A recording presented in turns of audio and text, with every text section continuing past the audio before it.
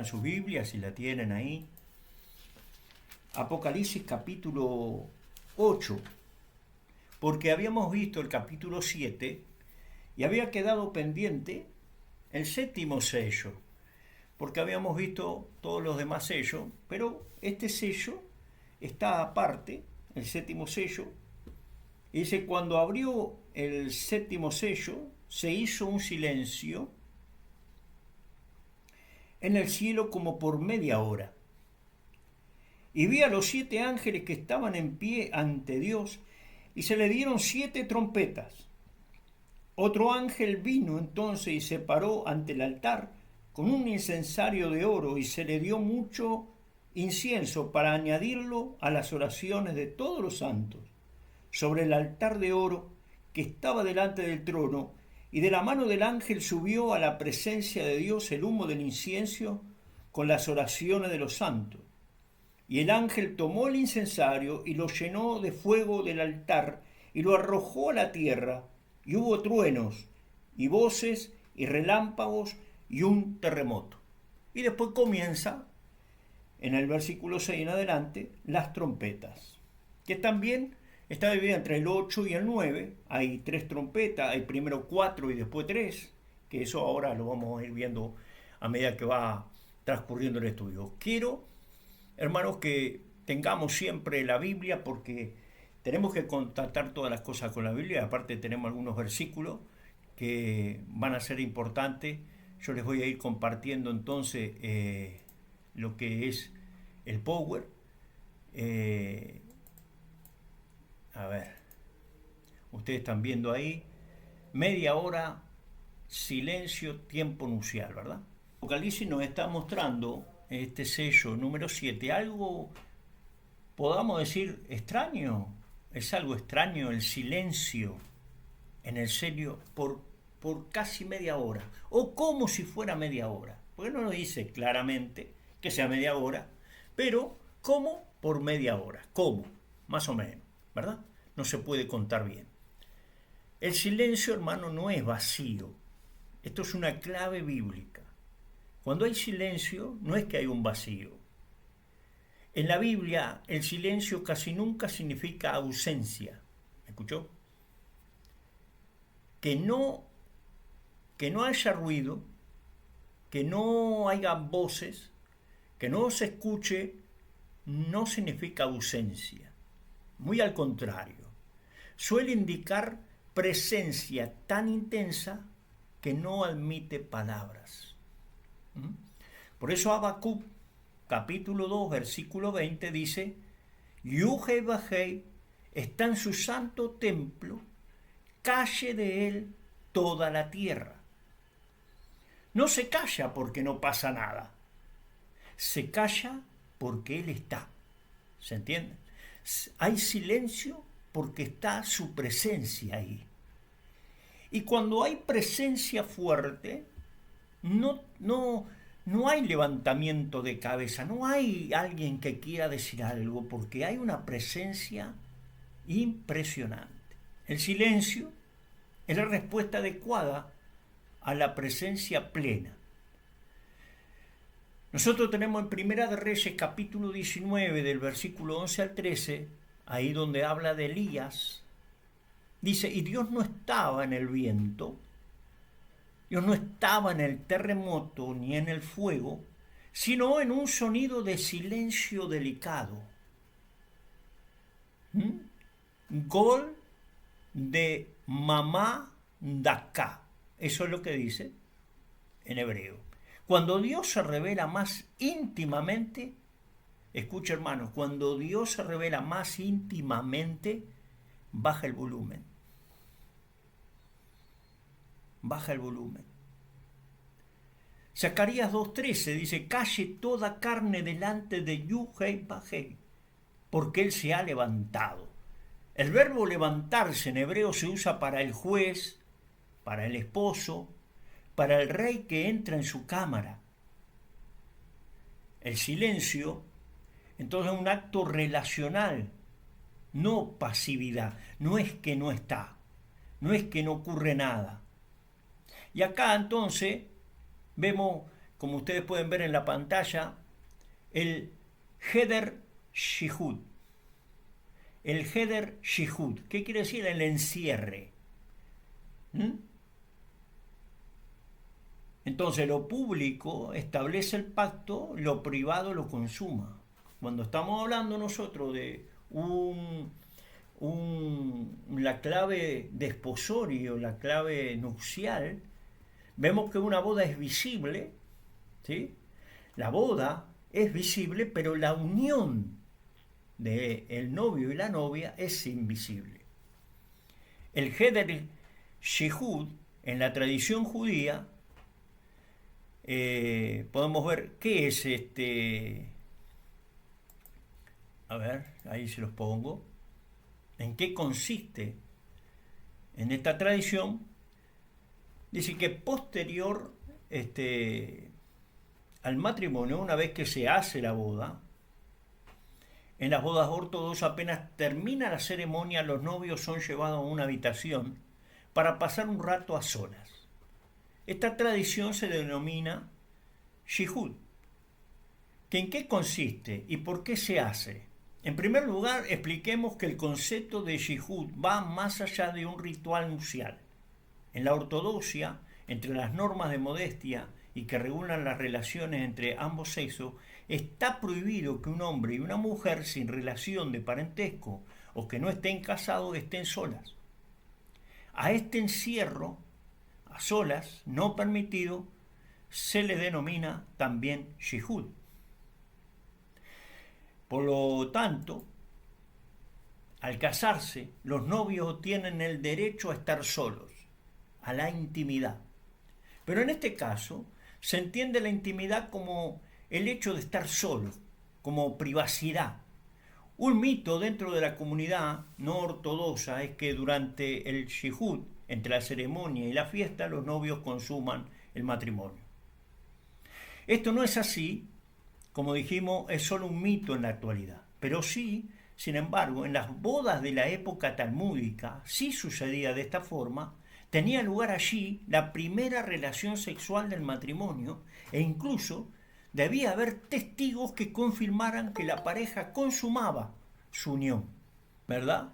Su unión, para evitar que fuese un matrimonio ficticio y que la novia tenía que ser virgen.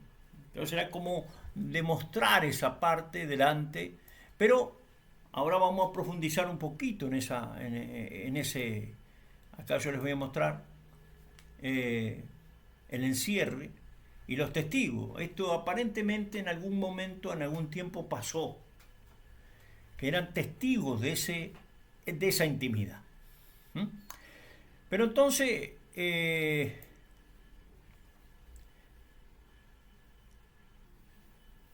el novio, el hatán y la novia, la calá, entran entonces en ese cuarto cerrado, pero en realidad no hay testigos allí. No hay nadie que esté con ellos, sin palabras rituales. Allí no se bendice, allí no se canta, allí no se explica. Lo esencial no se narra.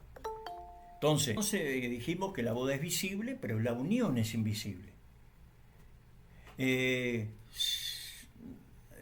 Algún rabino podría decir, si alguno lo puede describir, entonces no ocurrió, ¿sí? Para que ocurra, no se puede describir, hay cosas que no se pueden describir. Y en Apocalipsis 8, el cielo entra en Heder Shihud. Hubo silencio en el cielo como por media hora. En el 8.1, y esto, hermano, es escandaloso en términos bíblicos. Escandaloso. El cielo siempre tiene voces, tronos, querubines, cantos, y de pronto nada. El lector hebreo entiende que el cielo se retira para que ocurra la unión, para que ocurra esa intimidad que por única vez se está ocurriendo. No es espera, no es suspenso, es respeto. Media hora de tiempo nupcial en la Biblia. El tiempo de intimidad nunca se mide con exactitud. Por eso dice como media hora. Ejemplo. Moisés entra en la nube y no se describe qué pasa ahí adentro. Nadie sabe si Moisés estaba tomando mate mientras anotaba los mandamientos o qué estaba haciendo Moisés. No cuenta esa intimidad ahí en la nube. El sumo sacerdote entra al lugar de los santos santísimos y nadie lo ve.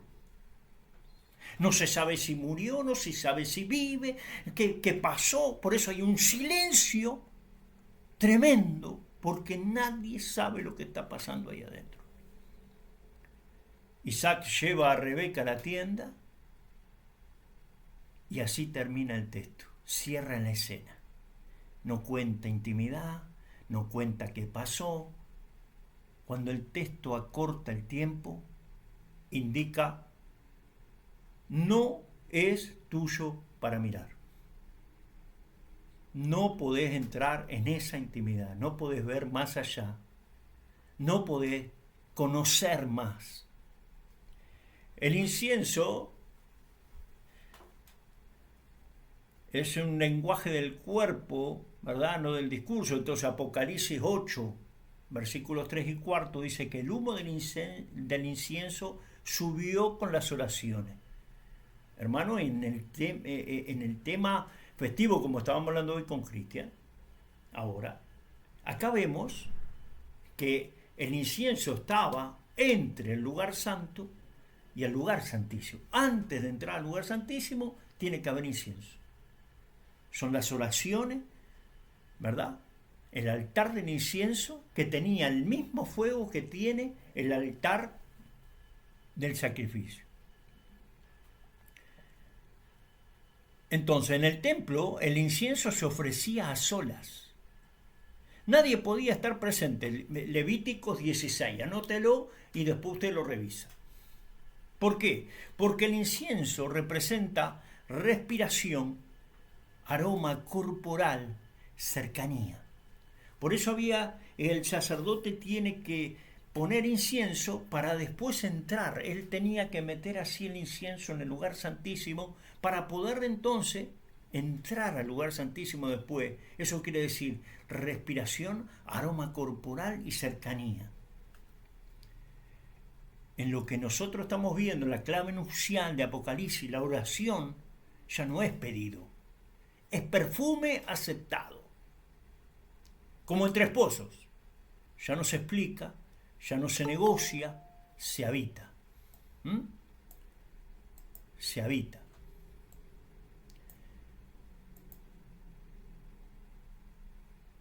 ¿Ustedes siguen viendo ahí? Ahora vamos a continuar. Para tener alguna ilustración en cuanto a esto que estoy afirmando,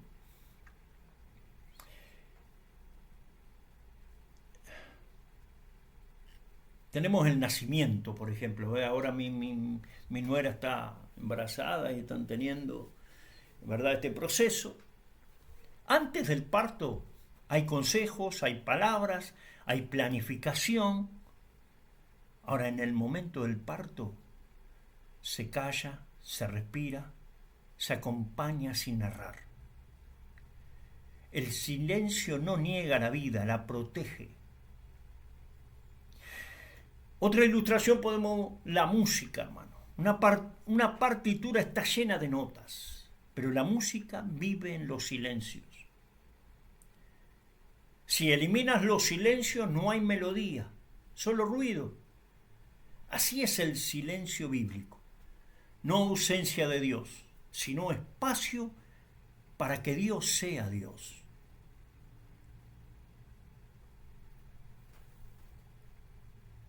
Entonces, hay un error común que es pensar que si hay silencio, que si Dios no habla, no está actuando, Dios no está. Eso es un error común. Pero la Escritura enseña todo lo contrario.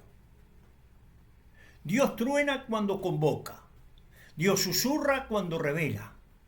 Y Dios calla cuando se une, cuando su presencia está ahí. Apocalipsis 8 nos dice, antes del juicio, antes del reino visible, antes de la transformación del mundo, hay una intimidad sin testigos.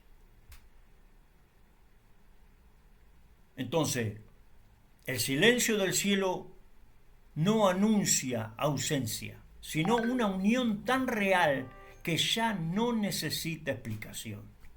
Cuando Dios ama, primero calla y luego el mundo cambia. Entonces tenemos un problema del tiempo. Pero espere que le voy a completar aquí. Le voy a completar aquí. ¿Por qué tenía que haber esa intimidad? ¿Y por qué en otro momento este Heder Shihud, el encierre, por qué tenía que ser en ese momento? Claro, las bodas duraban 7 días en aquel momento. Entonces en un momento ellos iban y tenían su relación sexual. ¿Por qué? Porque había que presentar. Pero la Biblia no trata del tiempo como reloj, sino como espacio relacional. En hebreo hay una intuición, podemos decir, constante. Cuando Dios irrumpe, el tiempo ordinario se suspende. Ayer justamente estábamos hablando de los milagros y cuando Dios interviene se queda se rompen las leyes, se rompe lo que es normal y cuando Dios irrumpe el tiempo ordinario se suspende. No se acelera ni se detiene, pierde relevancia el tiempo. Por eso cuando el texto quiere señalar un encuentro con Dios, usa duraciones imprecisas, números simbólicos, expresiones como un poco, un momento, hasta que. Por eso, media hora, o como media hora en Apocalipsis 1, pertenece a esta familia. Cuando abrió el 7º sello, hubo silencio en el cielo como por media hora. Primero, no dice exactamente media hora, sino cómo. Ocurre en el cielo, no en la tierra. Esto ya nos indica que no es no es una medida astronómica. Es un lenguaje litúrgico, teológico. Es decir, si Juan quisiera medir, habría medido. Si escribe así, quiere señalar otra cosa. La Torá y el tiempo, ¿verdad?, que no se cuenta. En la Torá no se cuenta. Como ya dijimos, en Éxodo 24, 15 al 18, Moisés entra en la nube. Moisés entró en medio de la nube y estuvo Moisés en el monte 40 días y 40 noches, punto. No explica más nada qué pasó ahí adentro de la nube, ¿no? El texto no describe nada de lo que ocurrió allí. No hay diálogos, no hay acciones, no hay emociones. ¿Por qué? Porque el lenguaje se detiene donde comienza la presencia divina. Los 40 días no informan duración, indican pleno retiro del tiempo humano. El Sinaí, antes de los mandamientos, en Éxodo 19, antes de que Dios hable, hay nube, hay silencio expectante, hay temblor. El pueblo no puede acercarse y cuando Dios habla, habla poco. La revelación no es una conferencia, no es un estudio como el que estamos dando, es un evento que rompe la normalidad temporal. El santo de los santos, ¿verdad?, en el lugar santísimo, ahí no se cuenta el tiempo prohibido. Levíticos 16, hermanos, nos habla de Yom Kippur. Y acá podemos ver que en Apocalipsis 8 estamos en la entrada del lugar santísimo, en este Yom Kippur, que era el día de la expiación, el día que una vez al año el sumo sacerdote tenía que entrar al lugar, una vez al año. solo, sin palabras, y el texto nunca indica cuánto tiempo permanece. ¿Por qué? Porque allí no rige el tiempo cotidiano, no hay narración posible, y la Mishnah enseña que el pueblo esperaba fuera en silencio. Pero el silencio no es vacío, es protección del misterio que está ocurriendo. La tradición rabínica dice que el momento es un momento que no se mide. Los sabios hablan de et razón, tiempo favorable. No es una hora de reloj, es un estado del mundo. Hay momentos en que una oración corta atraviesa los cielos y oraciones largas no pasan de los labios. No depende del cronómetro, de la hora, del reloj, sino de la cercanía divina. Entonces, media hora como intervalo nupcial, y ahora volvemos al Heder Shihud, que era el encierre. Después de la jupá, no se anuncia duración, no se permite observación, no se narra el contenido. Se sabe que algo sucede, pero no cómo ni cuándo. Media hora funciona igual, es decir, suficiente para que ocurra la unión, breve para que no sea expuesta. Para darle una ilustración de esto, podamos ir a una sala de cirugía durante una operación. El reloj sigue corriendo, pero para la familia del que están operando, el tiempo se suspende. Imagínate a tu hijo ahí adentro, a tu padre, a tu madre, a tu esposo, a tu esposa. El tiempo se paraliza, el tiempo se suspende. Aunque siga corriendo el reloj, para ti está detenido el tiempo en una sala de cirugía. No cuentan minutos, cuentan presencia y espera. Y en el momento del sí, en una boda, hay un segundo en que se dice sí, acepto, sí, pero ese segundo no se mide, se recuerda fuera del tiempo. Ese instante cambia toda la historia. Ese silencio, esa espera. Entonces Apocalipsis enseña que Dios actúa ruidosamente para convocar, Dios habla para revelar, pero Dios calla para unirse, para apegarse a Él. Media hora no es espera pasiva, es intimidad activa. Hay algo que está ocurriendo, hay algo que está pasando en esa intimidad, ¿verdad? Es activa. Antes del juicio, antes del reino visible, antes de la transformación. Hay un tiempo que no se puede contar, pero porque no es para ser contado. Entonces, cuando Dios entra en la nube, el reloj deja de servir. La media hora, el cielo no es corto ni largo, es el tiempo exacto que necesita el amor cuando decide encontrarse sin testigos. Entonces ahora sí, o prenda de su virginidad, Simlat Betulé. ¿Ve? Así se llama la sábana, el manto o prenda de su virginidad. Como dice Deuteronomio 22, del 15 al 17, entonces tomará el padre y la madre de la joven y sacarán las señales de la virginidad de la joven. Ahí en hebreo dice Simlat Betulea. A los ancianos de la ciudad. No es una sábana genérica, sino una prenda preparada, asociada al lecho nupcial, conservada como prueba legal, no como objeto ritual. Hermano, esto no es inmundicia, es señal de pacto. La Torá jamás llama impuro o tamé a ese signo. Al contrario, es evidencia de honra, es protección legal a la mujer, responsabilidad del esposo. La Torá protege a la esposa de la acusación fácil. La sangre aquí no es impureza, el testimonio de transición de estado, de hija a esposa. Es eso. Era hija, ahora es esposa.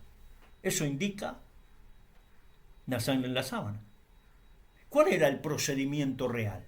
Era el procedimiento real de esto antes del Heder Yihud, es decir, el encierro, la boda, la jupá, era pública. Había bendiciones, testigos y contratos, la que tú vas, ¿verdad? Todo lo que vino antes. Pero todavía no había consumación. Entonces este encierro, el novio y la novia entraban solos y entran solos. Los testigos quedaban afuera, no mirando. El encierro validaba la posibilidad de unión. Entonces hay algo importante acá, el Heder Yihud, que aparentemente está ocurriendo en el cielo, no siempre implicaba consumación inmediata. En algunos periodos sí, en otros podía ser simbólico, como ocurre hoy.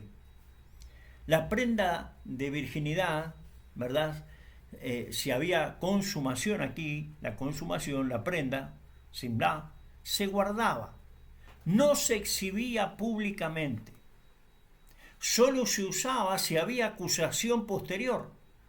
Por eso en Deuteronomio 22 nos muestra un caso judicial, no una costumbre exhibitoria, de exhibir algo, de chusmear un poco ahí lo que pasó. No, hay un caso, eso es por si hay un caso judicial. Si viene alguno que acusa que no era virgen, que esto no, bueno, ahí eso estaba para proteger a esa novia. ¿Y quién tenía esa prenda? Se le entregaba al padre y a la madre de la novia.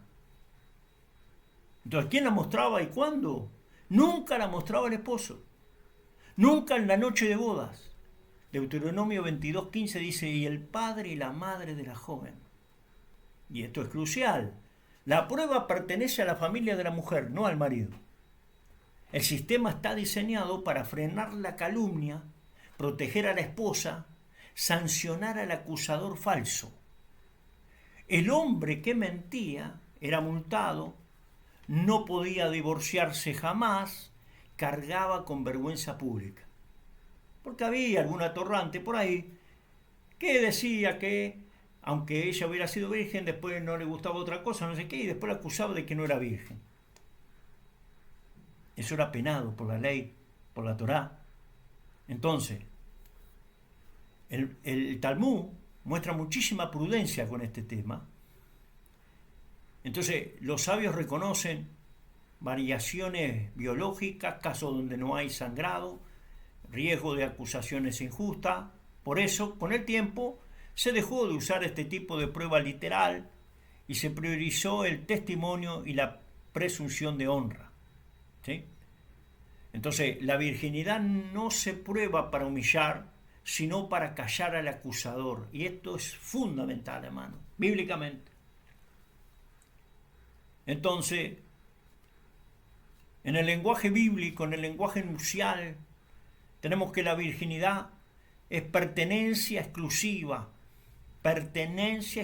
del esposo. La sangre es la vida entregada en pacto y la prenda es un memorial del cruce del umbral de hija a esposa, ¿sí? Por eso Israel es llamada Virgen de Sión, esposa que entra al pacto. Y por eso Apocalipsis usa vestiduras blancas, sellos, silencio, intimidad sin palabras, sin narración. Esto no es, nunca es pornografía ritual, siempre lenguaje de alianza. Es decir, este manto o esta sábana, esta prenda, simlat betulea, no era un objeto de exhibición, sino una salvaguarda de dignidad. La Torá no vigila el hecho, vigila la lengua del acusador. Entonces, en Apocalipsis vemos que el novio no prueba no exhibe, no defiende con gritos. Él sella, cubre y guarda silencio. Esta es la lógica de la Torá. La prueba nunca es un espectáculo. Pero ya vimos en Deuteronomio 22 entonces algo fundamental, que esta sábana no se exhibe, solo aparece si hay acusación. La presenta la familia, no el esposo. El objetivo no es probar pureza, sino silenciar la calumnia, acallar al acusador. Y en la Torá, el amor verdadero no necesita demostrarse, solo se defiende cuando es atacado. Eso es clave para entender Apocalipsis, porque entonces Apocalipsis del 7 y el 8, el sellado, es lo que vimos de los sellos, no es la exposición. Apocalipsis 7:3 nos dice, no hagáis daño hasta que hayamos sellado a los siervos de nuestro Dios en sus frentes. No dice examinarlos, no dice probarlos, no dice ver si son dignos, no dice sellarlos. En la clave nupcial, hermano, como nosotros seguimos Apocalipsis, el sello cumple el rol que cumplía esta sabra, la simlá. No es para mostrar, no es para proteger, no es para mostrar, es para proteger, es para declarar pertenencia. El novio marca lo que es suyo, no para el público, sino contra el acusador. Por eso siempre decimos que la sangre puesta en los dinteles de la puerta estaba de lado adentro.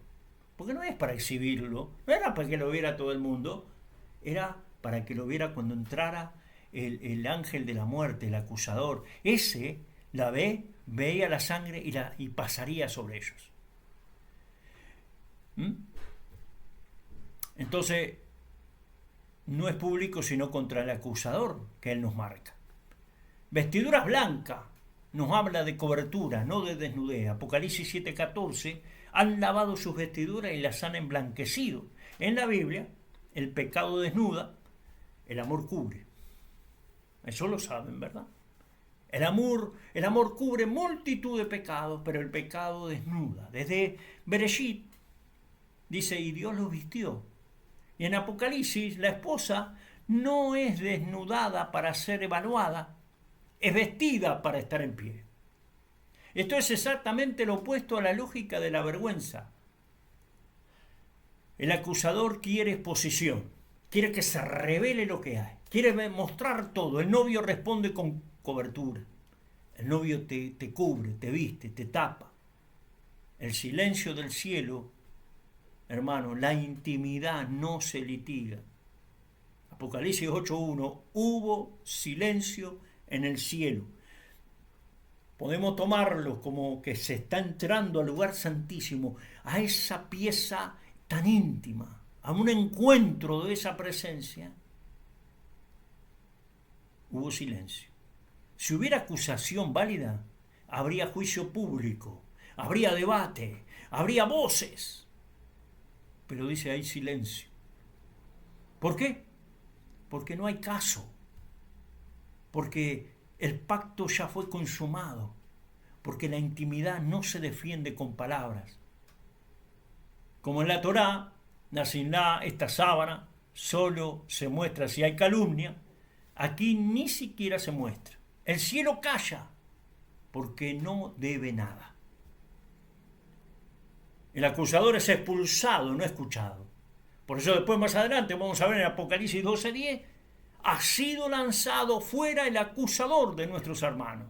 Esto es lenguaje judicial.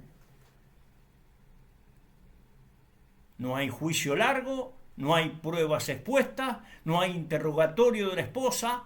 El acusador cae porque ya no tiene lugar. No porque la esposa haya sido examinada públicamente. Cuando el heredero ya nació, el fiscal pierde acceso a la sala, para decirlo de alguna manera. Entonces, vemos que el novio nunca exhibe a la esposa, hermano. Y esto tiene que ver con lo que hablamos la clase pasada, ¿verdad? Del tema de los eunucos, como ese cuidado. Ahora, cuando va a la sala con el esposo, hermano, el eunuco queda fuera.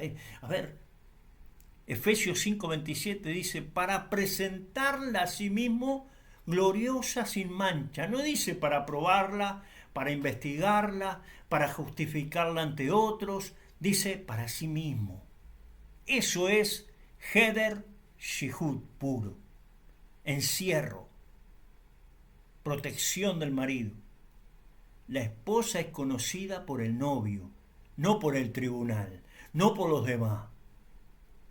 Entonces, en la Torá, la señal de virginidad nunca fue un espectáculo. En Apocalipsis, la fidelidad de la esposa tampoco. El novio no expone lo que ama. Lo sella, lo cubre y guarda silencio. Y cuando hay silencio en el cielo, es porque el acusador ya no tiene voz, no puede acusar nada, no puede decir nada. Cuando alguien ama de verdad, no grita su intimidad para defenderla. Cierra la puerta, guarda silencio y deja que el amor hable solo, hermano. Ese es el cielo en Apocalipsis 8. No ausente, no pasivo, protegiendo la unión consumada.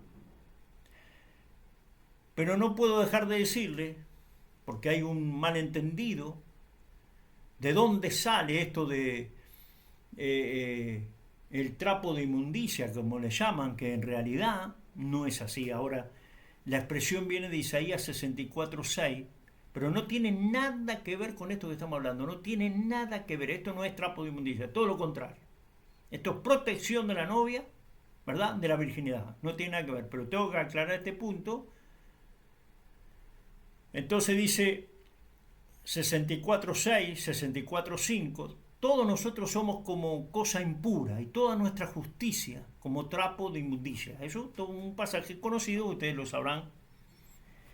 Y la clave está en el hebreo original, hermano, no en la traducción popular. El término hebreo es Beged Idim. Ahí lo tienen.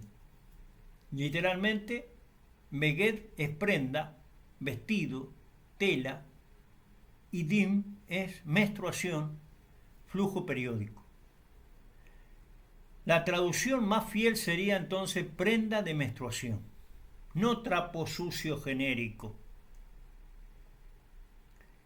Isaías no está hablando de suciedad común, sino de una impureza ritual específica, que está en según Levíticos 15, usted puede leer esta parte. Ahora, tenemos que saber qué no está diciendo Isaías. Y esto es crucial. No está hablando del encierro, del Heder Shihud, de esta sábana. No habla de eso. No habla de la prueba de virginidad. No habla de la sábana nupcial. De la sexualidad matrimonial. Porque entonces algunos antes decían, ¡ay, qué asqueroso! ¡Ay, qué porquería! ¡Ay, todo esto que están haciendo! No, bueno, esto no es así, hermano. El sexo no es asqueroso, el sexo no es nada de eso, no tiene nada que ver con eso. Hay que haber madurez, la Torá no habla así, hermano. Tampoco está insultando a la mujer ni al cuerpo femenino. Isaías no mezcla estos mundos. Ahora, ¿qué sí está diciendo Isaías? ¿Qué dice Isaías? Isaías usa una imagen profética extrema, podemos decir, para expresar esto. Incluso lo que creemos justo, cuando nace el orgullo, la autosuficiencia o la hipocresía, no puede presentarse ante Dios como mérito. Entonces, la prenda menstrual en la Torá no es pecado, no es vergüenza, es inapropiada para el culto, es inapropiada para el templo, es inapropiada para el ritual. Levíticos 15, no se entra al santuario con esa condición. Entonces Isaías dice, así de inapropiadas son nuestras justicias, cuando pretendemos presentarlas como credenciales ante Dios. De la misma manera como, ¿verdad? Esa prenda de menstruación es inapropiada para entrar al templo o para entrar al santuario, así de inapropiadas son nuestras justicias cuando pretendemos presentarnos como credenciales ante Dios. Entonces, la diferencia entre Deuteronomio 22 y Isaías 64, de dos prendas totalmente distintas, la sábana de la virginidad es señal de pacto, ¿verdad? La prenda de menstruación es señal de limitación. La sábana de virginidad protege a la esposa. La prenda de menstruación denuncia al orgulloso. La sábana de virginidad es un contexto legal.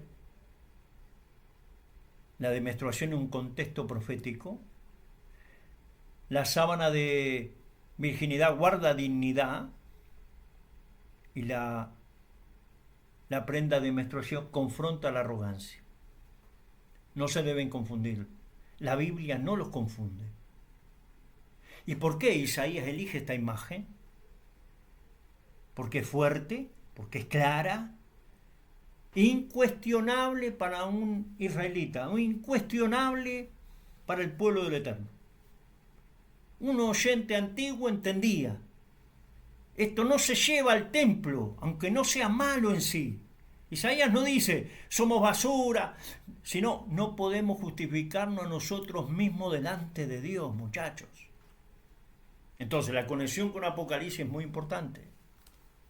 Isaías, nuestras justicias no sirven como vestiduras. Apocalipsis responde, 7:14. Han lavado sus vestiduras. ¿Con qué, hermano? ¿Con qué? Con la sangre. Y en el 19:8, ¿qué dice? El lino fino son las acciones justas de los santos, no producidas para justificarse, sino dadas y purificadas, lavadas con la sangre. En Isaías el problema es querer vestirse solo. En Apocalipsis la solución es ser vestido por el novio. ¿Quién entrega las prendas? ¿Quién la viste? Él.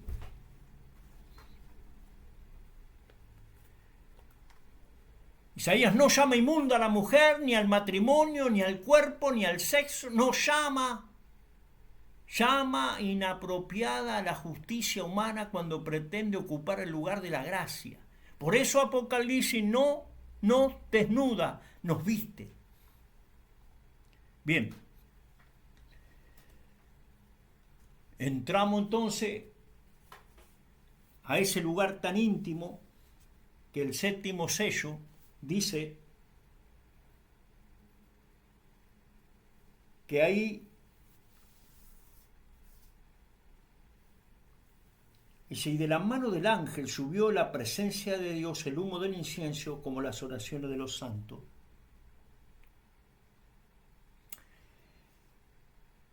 Y el ángel tomó el incensario y lo llenó de fuego del altar y lo arrojó a la tierra, y hubo truenos, voces, relámpagos y un terremoto. Y acá comienzan las trompetas, las 7 trompetas. El shofar del novio, ¿verdad? Que es una advertencia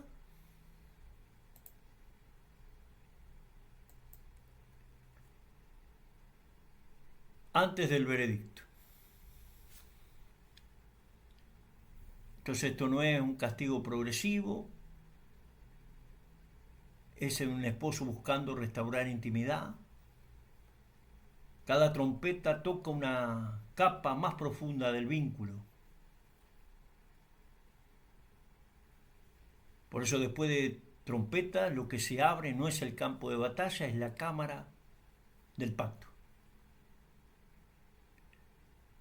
Y viendo esto, ahora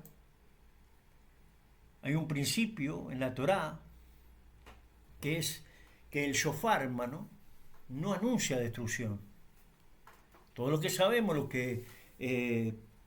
por eso es importante para estudiar Apocalipsis que nosotros vayamos sabiendo. Por eso la restauración de todas las cosas y lo que se ha dado a llamar raíces hebreas le da énfasis a las fiestas. Porque las fiestas nos marcan proféticamente todas estas cosas. Y la fiesta del Shofar, es decir, Yom Teruah, hasta Yom Kippur y después aún Sukkot, no anuncia la destrucción. El Shofar anuncia advertencia, llamado a arrepentimiento, convocatoria legal, preparación para el encuentro. Y como dice Amós 3:6, si el shofar suena en la ciudad, ¿no temblará el pueblo? La trompeta no sigue a los sellos por casualidad. Vimos los sellos, que son procesos legales, que tú vas abierta, pero ahora vienen trompetas, que son los llamados misericordiosos antes del juicio final. Uno lo puede ver como, ¡ay, qué desastre! ¡Ay, lo que va a pasar! ¡Lo que va a venir! Cuidado. En el marco hebreo, 7 trompetas. Por eso Pablo decía, la última trompeta. ¿Cuál es la última trompeta si no lo podemos entender? 7 trompetas, plenitud del llamado. Plenitud de convocatoria. Tiene relación directa con Rosh Hashanah, Yom Teruah. ¿Se acuerda Jericó? ¿Se acuerda el Sinaí? ¿Qué nos va a decir el Midrash? Dios nunca juzga sin antes advertir. Continuando con el tema entonces de Apocalipsis capítulo 8, nos dice en el versículo 2, y vi a los 7 ángeles que estaban de pie delante de Dios, a los que entregaron 7 trompetas. Y acá después va a empezar a desarrollar el tema de las trompetas. En Amós capítulo 3, versículo 6, pregunta, ¿se tocará el shofar en la ciudad y el pueblo no temblará? Amós no está hablando de pánico, sino de conciencia activada. Se activa la conciencia al escuchar el shofar. En la Biblia, en la Escritura, muchas veces temblar no es huir, sino despertar, alinearse, darse cuenta de que Dios está hablando. Entonces, vamos a algunos ejemplos de esto de temblar o escuchar el shofar y despertar. Entonces, el shofar no anuncia terror. Esto es muy claro. Es decir, en este caso las trompetas. La trompeta, como dice la Reina Valera y en las versiones, las trompetas no anuncian terror, anuncian sí una interrupción. Y vamos a explicar. El shofar rompe la rutina. Es decir, no es una música de fondo, no es un ambiente, no es una atmósfera, es un sonido que irrumpe. En Amós el mensaje es, si Dios habla, algo debería pasar adentro tuyo. No puede quedar sin pasar nada. Si no hay reacción, el problema no es el sonido, es la insensibilidad espiritual. Entonces, temblar no es miedo. Temblar es igual a despertar interior. En hebreo muchas veces el temblor está ligado a asombro, a reverencia, a sacudida interior o reordenamiento del alma. Es decir, algo está sucediendo y ahí sucede un temblor.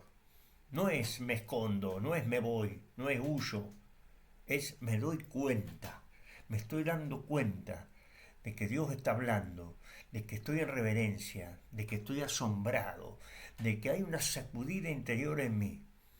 Por ejemplo, en el Sinaí dice que el pueblo tiembla, Éxodo 19, del 16 al 18. Tiembla, pero el pueblo se acerca. Es decir, no es un miedo que no. Dice el pasaje, todo el pueblo que estaba en el campamento tembló y el monte humeaba. El temblor, ¿sí?, no los paraliza, los pone frente a una revelación, los pone a frente de un mover de Dios, de un hablar de Dios, de un sonido impresionante. Es una revelación. Y entonces, lo que nos dice ese mismo pasaje es que Dios no viene a destruirlos, viene a hablarles. Entonces, el temblor es señal de que algo eterno está ocurriendo, de que algo eterno está pasando. Por ejemplo, en Habacuc dice, tiemblo, pero espero. Habacuc 3:16 dice, oí y se estremecieron mis entrañas, pero descansaré en el día de la angustia. Esto es clave porque hay temblor, ¿sí?, hay impacto, pero no hay huida. No es que se escapa, no es que huye, no es que tiene miedo. El temblor abre espacio a la confianza, no al pánico. Entonces, que suenen las trompetas, que suene el shofar en ese llamamiento, porque el shofar viene a llamar. Entonces, es un sonido que va a impactar, ¿sí?, que va a hacer temblar, ¿verdad?, interiormente, pero con el sentido de que no que huya, no que tengas miedo, sino que confíe, que hable, que Él habla, ¿sí?, y que haya una respuesta. No es pánico. En Joel, por ejemplo, en el libro de Joel, el profeta Joel 2:1, el shofar es una alarma espiritual. Dice en shofar, dice Joel 2:1, tocad shofar en Sión, tiemblen todos los habitantes de la tierra. Entonces, ¿para qué? ¿Para qué? Entonces, ¿es para asustar? No es para asustar que se toque la trompeta, no es para asustar la voz de Dios, no es para asustar el sonido, es para volver el corazón, despertar de un letargo, despertar de estar dormido, recordar que el tiempo importa. Entonces el shofar o el sonido de la trompeta es un despertador, no una sirena de guerra, ¿sí? Entonces, cuando llega, por ejemplo, Yom Teruah, que muchas veces se conoce por Rosh Hashanah en el judaísmo, pero Yom Teruah, la fiesta de las trompetas, la fiesta del shofar, ahí lo que se está haciendo es escuchar el sonido, recordar, y es el despertar, porque comienza, nos habla de que hay un llamado a arrepentirnos, un llamado a un despertar interior, a buscar, ¿verdad? Entonces, con esto tiene que ver el contexto de este capítulo 8 de Apocalipsis, de que hay ahora un temblar, y dice en el libro de Daniel, ¿verdad?, temblar ante lo sagrado. Por ejemplo, Daniel 10, del 7 al 9, dice, Daniel ve una visión y pierde su fuerza, tiembla, cae, ¿verdad? Eso es lo que le pasa a Daniel, el pasaje lo indica, pierde la fuerza, tiembla y cae. Pero el mensaje que recibe no es de amenaza, de destrucción, sino, no temas, le dice. Desde el primer día fuiste oído, no temas. Pero lógico que ante lo sagrado, ante esa presencia divina, hay un temblor, hay algo tiene que estar pasando en nuestro ser. El temblor prepara el cuerpo para recibir lo que la mente sola no puede sostener. Entonces, temblar como señal de vida espiritual, es decir, cuando uno reacciona a ese hablar, a ese sonido, entonces es una señal de que hay vida espiritual. En la Biblia, o en la Escritura, los corazones duros no tiemblan. ¿Sí? Tiemblan quien todavía está escuchando, quien todavía siente, quien todavía se deja tocar. ¿Sí? Esos son los que tiemblan. Los corazones duros no tiemblan. Por eso Amós provoca: ¿cómo puede sonar el shofar y que no pase nada en ustedes, que no esté pasando nada en nosotros. Entonces, podríamos decir que el miedo paraliza, pero el temblor escritural despierta. El shofar no grita, corre, grita, despertar. Entonces las trompetas vienen a despertar, ¿verdad? Por un lado a esta esposa, a esta novia, que se está preparando, que se tiene que preparar, que ya va a venir el esposo. Por un lado eso, y por un lado en general. ¿Y qué va a pasar? Claro, habrá corazones endurecidos, es como ha pasado en Egipto, ¿cierto? Viene y bueno, el faraón se endureció, los egipcios se endurecen, pero es para Israel que se dé cuenta de quién es aquel que habla, que libera, que trae la redención. Entonces, por un lado, ahora lo vamos a ver. Entonces, el temblor en Rosh Hashanah, por ejemplo, en Yom Teruah, no es juicio primero, sino es despertar, como lo estábamos diciendo. Rosh Hashanah no comienza con el castigo. Yom Teruah, la fiesta de Yom Teruah no comienza con castigo, sino con el sonido. Antes del veredicto hay llamado. Antes de un Yom Kippur hay un llamado de Yom Teruah, ¿verdad? Y el veredicto se va a dar en Yom Kippur, pero tenés 10 días ahí, desde que comienza el sonido del shofar, Yom Teruah, ¿verdad? A un llamado, ¿verdad? Por eso Números 29:1 dice, será para ustedes días de Teruah, si están en el original, Números 29:1. Será para ustedes días de Teruah.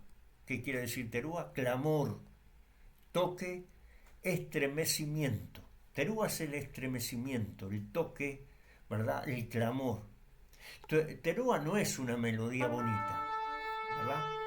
Es sonido quebrado, vibración que sacude, algo que no te deja intacto. Entonces, cuando vos escuchas el sonido, ¿verdad? Del shofar, ¿sí? Ese Teruah, es como un estremecimiento, porque es un clamor. Pero el shofar no acusa, despierta la neshama, despierta el alma. Entonces, en la tradición, por ejemplo, el shofar atraviesa capas donde las palabras no llegan. Eso es lo que dice la tradición hebrea. El shofar atraviesa capas donde las palabras no llegan. Por eso el temblor en Yom Teruah, ¿verdad? En Rosh Hashanah es corporal, interno, silencioso. No es tengo miedo de Dios. No. Es Dios me está buscando. Dios me está buscando. Él está silbando, Él está soplando, está haciendo sonar la trompeta, haciendo sonar el shofar. Me está buscando, me está llamando. Salmo 89:15 nos dice, bienaventurado el pueblo que sabe el sonido del shofar. No dice oye, dice sabe. El que sabe el sonido tiembla, porque reconoce la voz. Reconoce la voz, tiembla ahí. Entonces, específicamente el Salmo 89:15, como les dije, pero les voy a decir como dice en la versión Valera o en la versión católica, no importa. 89:15 dice, dichoso el pueblo que sabe aclamarte, pues tu favor le alumbra su camino. Clamor, es lo mismo que Teruah, ¿sí? Entonces el sonido del Teruah, del shofar, el que sabe ese sonido tiembla. El temblor como inicio de ¿qué? De teshuvá, como inicio de arrepentimiento. Por eso la teshuvá no empieza con culpa, empieza con sensibilidad. Si algo tiembla, está vivo. si no tiembla, está endurecido. Por eso en Yom Teruah, en Rosh Hashanah, o como usted lo quiera llamar, no se rompe el corazón, se ablanda. ¿Sí? Se ablanda. Lo que viene a hacer ese toque de shofar, ese toque de trompeta, produce una grieta por donde entra la luz, por eso tiembla, por eso se ablanda, ¿sí? Entonces entra la luz.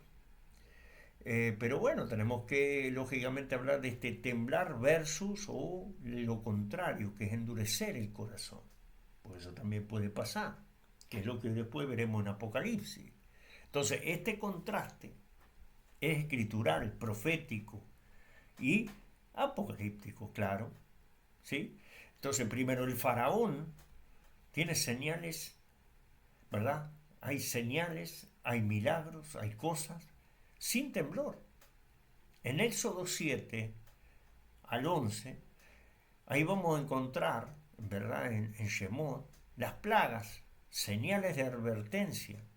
¿Y el resultado cuál fue? El corazón de Faraón, dice, se endureció. No es que no vio, es que decidió no temblar. El endurecimiento no es ignorancia, es resistencia consciente al llamado que está haciendo el Eterno.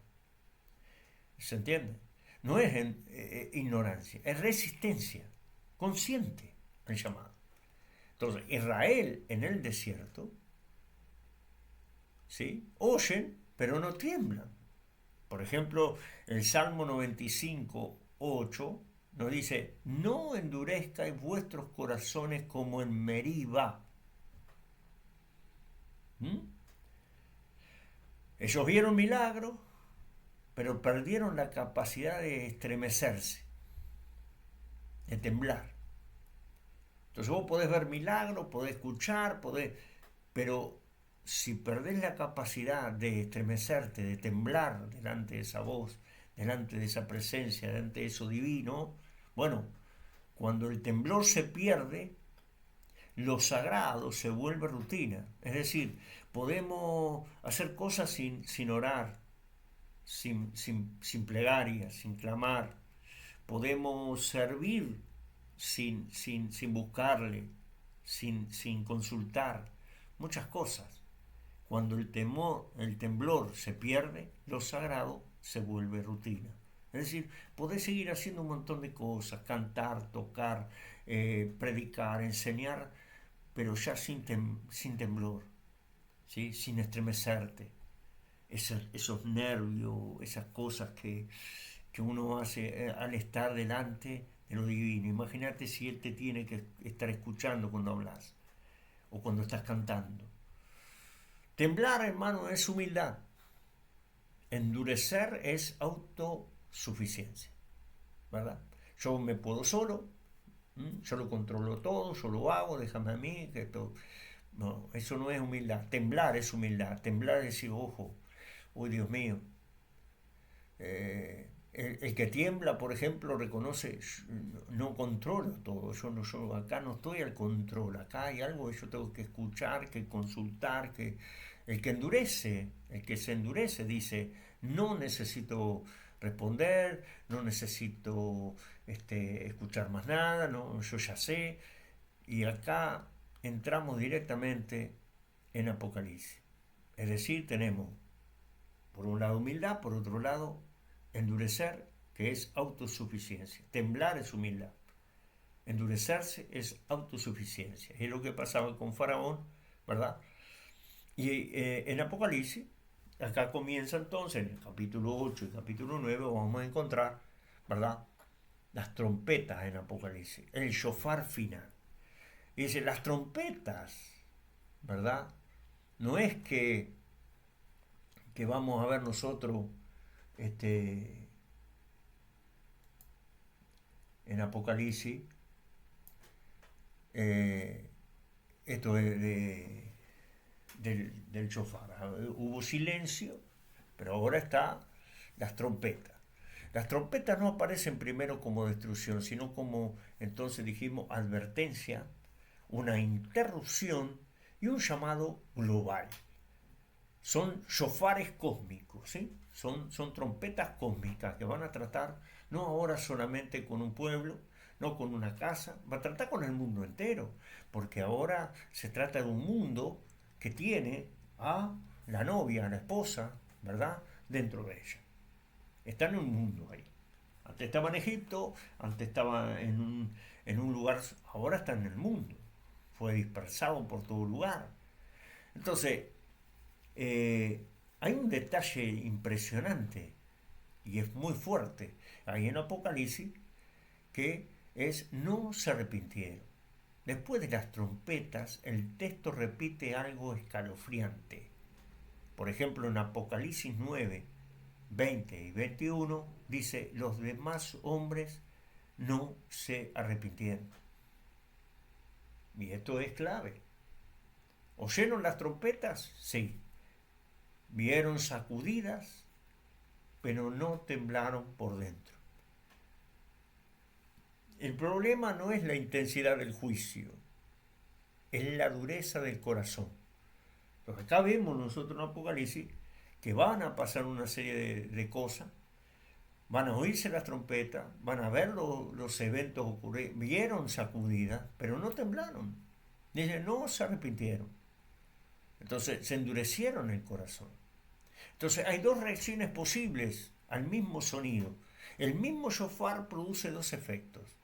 En unos, temblor, despertar, retorno, se volvemos otra vez a restaurar, volvemos otra vez entonces a aquello que habíamos perdido, retomamos. En otros hay resistencia, hay justificación, hay un endurecimiento. El sonido es el mismo, pero acá el corazón decide. El corazón va a decidir si tiemblo, si despierto, si retorno, o resisto, o me endurezco. En Yom Teruah, Rosh Hashanah y Apocalipsis se tocan acá. Este comienzo de año, lo que es Rosh Hashanah, es cabeza de año, o Yom Teruah, la fiesta de trompeta que tiene que ver con eso, nos enseña algo profético, que es que Dios siempre toca el shofar antes de cerrar el libro. Imagínense que en Rosh Hashanah o Yom Teruah se abren los libros y comienza a sonar el shofar a un llamado a que te arrepientas, a hacer teshuvah. Pues los libros se abren, 3 libros se abren. Si eres justo, si eres malvado, o tienes que todavía solucionar, ¿verdad?, el Benoni, el que está en el medio, y que tiene que inclinar la balanza seguramente con arrepentimiento, con acciones justas, ¿verdad? Entonces, antes del juicio hay un sonido que es la trompeta que suena, el shofar que suena, hay llamado, y eso nos habla de que hay oportunidad de temblar. Hay oportunidad de que todavía en tu interior se escuche esa voz y tiembles. Reconozcas la voz de aquel que llama, de que habla, de que te está dando una oportunidad. Y Apocalipsis, ¿verdad?, en la revelación de Yeshua el Mesías, no contradice eso, sino que lo amplifica, lo hace todavía más grande. Entonces, podemos decir que el shofar no viene a quebrarte, viene a ver si todavía podés temblar. Y el que tiembla, despierta. Y el que no tiembla, se endurece. Y el juicio no comienza con fuego, comienza, ¿verdad?, con un sonido. Y esto es impresionante. Entonces, imagínense que cuando estamos aquí en Apocalipsis, lo que está pasando son dos cosas. Por un lado vamos a ver cómo la novia, cómo la esposa tiembla, reacciona ante esa voz, ante esos shofares, ante esa trompeta, pero por el otro lado va a haber gente que se endurece. El mundo no va a arrepentirse, ahí lo dice, no se van a arrepentir. Y en Hebreos 12, hermanos, miren, Hebreos 12, versículos 26 al 29, nos habla de esto. Es un temblor que no destruye, sino que revela. Hebreos 12, 26 al 27 dice, aún una vez más haré temblar no solo la tierra, sino también el cielo. Y esta expresión indica la remoción de las cosas movibles para que permanezcan las inconmovibles. El temblor no apunta a personas, hermano. El temblor apunta a estructuras. Esto es clave. Dios no tiembla para aniquilar, sino para separar. Dios no hace temblar para matar, destruir, para aniquilar, sino para separar. ¿Separar qué? Separar lo pasajero, separar lo falso, lo sostenido por orgullo o violencia, de aquello que es verdadero, que es eterno, que puede permanecer. El temblor es discernimiento en acción. Eso es el temblor. Lo inconmovible no es lo rígido, hermano. Esto es contrario. Lo rígido se quiebra. Tiene algo rígido y se quiebra. Lo vivo tiembla y permanece. ¿Verdad? Una columna que es rígida se quiebra. Lo vivo tiembla, permanece, se dobla, se inclina. Eso es otra cosa. El corazón endurecido parece fuerte, parece inconmovible, pero no sobrevive al temblor. Un terremoto, ¿qué se cae? ¿Qué se cae en el temblor? Lo rígido. Las paredes, los edificios, ¿verdad? Pero parece inconmovible, eso parece fuerte. No, bueno, pero ante un temblor eso es lo que cae. El corazón sensible se mueve y queda, ¿verdad? Lo que está vivo corre, sale. ¿Por qué? Porque tiembla y vive. Por eso el texto sigue diciendo en Hebreos 12, 28, recibiendo nosotros un reino inconmovible, tengamos gratitud. ¿Cómo es el reino? Inconmovible, de lo que no se mueve. Pero entonces el reino no se protege negando el temblor, se recibe atravesándolo. Es como si fuera al revés. Lo inconmovible tiembla. Lo que es temporal es rígido. Reverencia no es lo mismo que terror. Por eso en Hebreos 12, 29, cuando nos dice, porque nuestro Dios es fuego consumidor. Este fuego no es punitivo primero, es purificador. El fuego y el temblor no son enemigos del amor, son enemigos de lo falso, ¿verdad? Entonces Él viene a remover lo falso, viene a remover aquello que bien dijimos.